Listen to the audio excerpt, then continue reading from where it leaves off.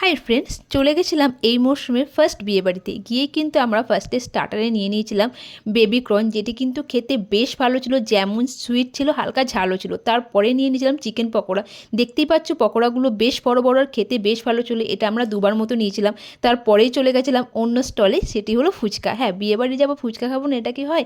Fuchka stall দিলে কিন্তু আমি অবশ্যই মোটামুটি 5 থেকে 6টা ফুচকা খাবার। আমার মতো ফুচকা লাভার কে কে আছে বলো, যারা বিয়েবাড়িতে গিয়েও ফুচকা খাও। আর তারপরে চলে গেছিলাম আমরা মেন কোর্সে, মোটামুটি 9টা থেকে 9:30টার মধ্যে।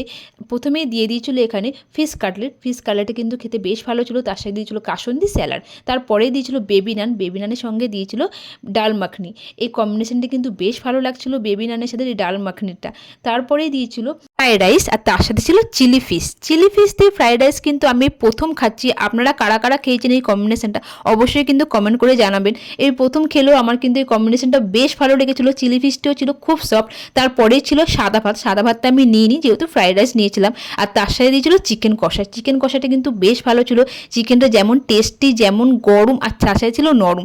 বেশ ভালো লেগেছে এই কম্বিনেশনটা আমার। আর যেহেতু আমি ফ্রাইড রাইস একবার নিয়েছিলাম, ওই জন্য রাইস আর নিইনি, প্লেন রাইসও ছিল অপশানে। চিকেনটা আমি মোটামুটি দুবার নিয়েছিলাম। তারপরেই চলে এসেছিলো চাটনি, পাঁপড় আর 2 রকম মিষ্টি ছিল। আমি মিষ্টি খাই না বলে মিষ্টি নিয়ে নিই। তারপরে ছিল আইসক্রিম আর হাজমোলা। Thank you.